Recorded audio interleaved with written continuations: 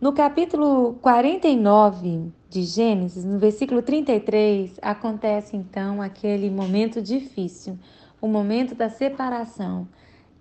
Jacó, que já estava no fim dos seus dias e tendo consciência disso, né, reúne todos os seus filhos, libera bênçãos maravilhosas e depois de terminar de dizer, inclusive determinar, né, onde é que ele gostaria que seus ossos ficassem, né, que fosse sepultado o seu corpo, ele então recolhe os seus pés. Olha só como que diz, né, a palavra, tendo Jacó acabado de dar determinação aos seus filhos, recolheu os seus pés na cama e expirou. E foi reunido ao seu povo. Porque ele estava dizendo, né, que agora estou indo ser reunido ao meu povo.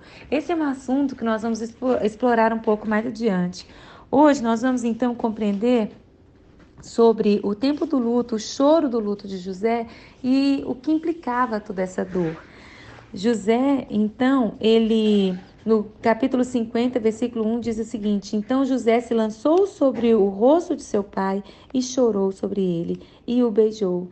Ordenou José aos seus servos, aos que eram médicos, que embalsamassem a seu pai. E os médicos embalsamaram a Israel, gastando nisso 40 dias, pois assim se cumprem os dias de embalsamento. E os egípcios o choraram 70 dias.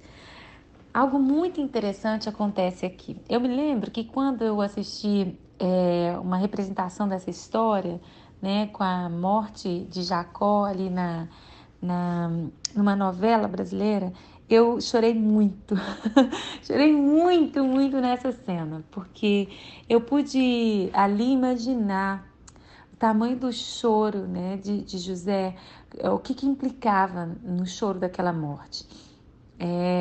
Eu sei que toda separação é difícil, mas o que eu quero refletir aqui com você são os sentimentos, as emoções que estão ali junto e que nem tudo é saudade, né? Aquela dor ali do luto, ela pode carregar vários outros sentimentos. E ali José, ele estava chorando várias coisas, né? Ele teve um pai presente com ele numa fase, mas ele ficou 20, acho que 29 anos, perdão, ou 22, agora eu não me lembro, sem o pai. Então, ele viu o pai pela última vez com 17 anos e agora encontra o pai numa posição financeira interessante, num posicionamento de autoridade, em outra nação, falando outra língua, vestindo outras roupas, sendo uma pessoa diferente, viveu tantas coisas, mas o pai não pôde estar ali. Se você conhece a história de José, você deve se recordar que José viveu uma injustiça. Ele, né, viveu um processo que hoje, infelizmente, nos dias atuais, tem acontecido muito, que é a questão do tráfico humano, ser vendido, né, uma pessoa ter preço, ser vendida, e ele foi vendido pelos próprios irmãos, levado para uma outra nação, preso ali por uma acusação infundada, injusta, né, baseado numa mentira, e sofreu abuso, várias coisas que ele viveu na prisão. Da prisão ele sai e vai então para os palácios de Faraó. Ele vive muitas coisas e dessas coisas ele não pôde compartilhar com o pai. Pai é para estar presente, pai é para conviver, pai é para estar perto mesmo. E ali, diante daquela dor, ele chorava também o tempo que ele não viveu, né? Aquela famosa frase do Neymar, né? É a saudade do que a gente não viveu. O Jacó viveu isso. Ele viveu literalmente esse momento de olhar para si e ver, né? Aquela raiva. Deve estar, eu acredito que aquela raiva do meu pai não ter me visto casar. Meu pai, quando eu tive filhos, meu pai não visitou os meus filhos. O meu pai nem sabia que eu estava vivo. O meu pai não estava comigo. Então ele chorou que ele não viveu. Talvez você está enfrentando luto e você se confunde com tantos sentimentos.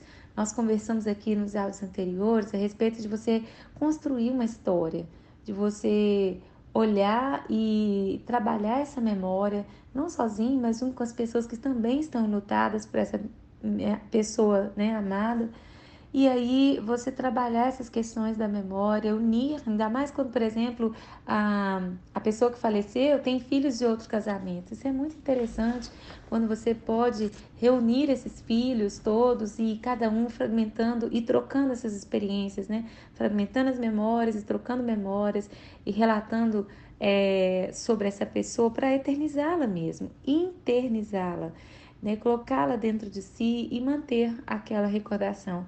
Mas e quando isso vem com outros sentimentos? Vem com sentimentos de raiva.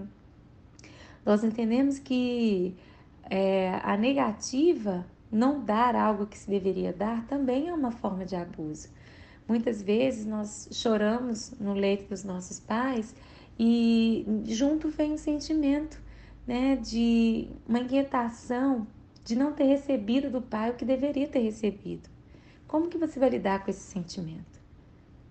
Às vezes você está chorando a morte do seu esposo, mas o que mais te dói não é o teu esposo ter falecido e não estar presente, mas é também o que ele poderia ter vivido com você que ele não viveu, por escolha dele ou por escolha sua. E várias outras coisas podem permear esse momento de luto. A questão é que você precisa decifrar os sentimentos. Você precisa ter consciência do que você está sentindo, se isso é legítimo, se não é, e fazer sim uma resolução diante de cada questão. É necessário perdoar os mortos, porque o perdão ele é para você, ele não é para o outro. Então, mesmo que o outro não tenha consciência disso, ainda é necessário que você perdoe, mesmo que essa pessoa já tenha falecido. É necessário destrinchar esses sentimentos. É necessário falar sobre eles. É necessário processá-los e não misturar tudo isso com um pacote e como se você colocasse tudo no liquidificador e batesse aquilo ali nesse tempo de falta e chamasse isso de luto. O luto é uma reconstrução da sua vida sem essa pessoa. E você vai reconstruir escolhendo o que você vai levar dela com você. E assim como qualquer outra pessoa, em qualquer outra relação, você também escolhe o que não levar. Então você pode escolher perdoar. E você pode escolher considerar aquela pessoa de uma forma a ser amada ainda na sua memória. Não é que as pessoas quando morrem, elas são beatificadas e viram santas. Não é isso. Mas aquilo que for bom, precisa ser avaliado, precisa ser bem organizado nas suas emoções, e o que for ruim também serve como aprendizado, serve para. Não é para aniquilar da memória, porque aquela memória fica como relatos de um livro de história. Nós estudamos história para não fazer de novo os mesmos erros enquanto humanidade e também para repetir as coisas boas, viver as experiências. Então é necessário que aquela situação, aquela informação fique na sua memória também, mas não precisa vir carregado do sentimento de injustiça, né, da falta de perdão, da ira, da mágoa. Não é necessário. Você não precisa carregar um peso.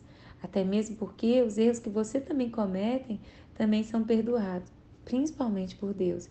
Então eu quero te convidar a avaliar todos os sentimentos, né, para que você possa então selecionar, armazenar de uma forma bem consciente, bem saudável e, se for necessário, não fazer isso sozinho, então procure alguém da sua confiança, sempre conversando com o Senhor, converse com Jesus, deixe Ele te guiar a esse momento, a essa consciência.